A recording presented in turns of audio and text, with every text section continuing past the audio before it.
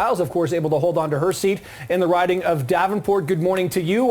Myriad, I've got to ask you, waking up, realizing Doug Ford has increased his lead in this province in terms of strength of majority. How do you interpret last night's results?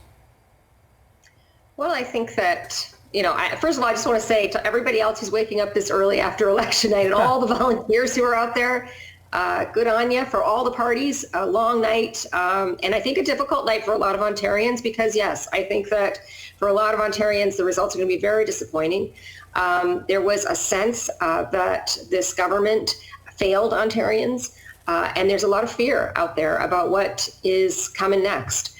And I think what we saw in the last few weeks was Ontarians maybe kind of settling in and thinking that perhaps there was no alternative. But I do want to say, the NDP, we did manage to hold on to official opposition status. I was thrilled last night to be able to continue to represent my community. And our job over the next few weeks and certainly next 4 years is pretty clear, I think. How do you interpret that 43% voter turnout overall last night? Do you interpret it on the one hand that maybe people said, you know what, we're okay with Doug Ford. I've seen the polls and it seems like everything's, going his way, so I don't need to necessarily get out and vote? Or do you look at it on the sort of voter apathy side of things and say voters didn't see anything that really intrigued, enticed, or engaged them? Well, what I heard on the doorstep from a lot of people over the last few weeks was that they feel like they've been taken for granted. That they feel like that it was hopeless, that Ford was heading into this great majority and they felt hopeless and they didn't feel as inspired as they wanted to be.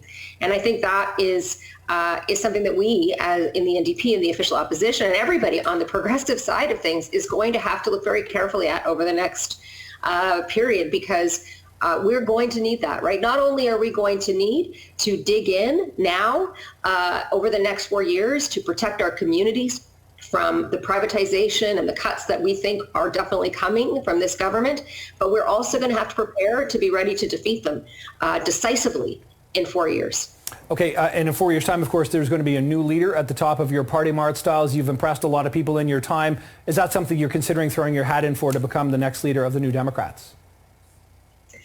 Well, it's I'm still waking up this morning, but and I'm certainly going to be in touch with my colleagues about what they think the best route forward for the party is, and my members, including who should lead it. And it really depends on what I hear from people. If there's interest or support, I would certainly consider it.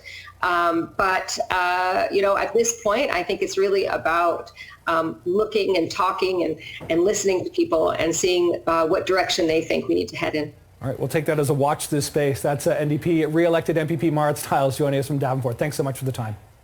Thank you so much.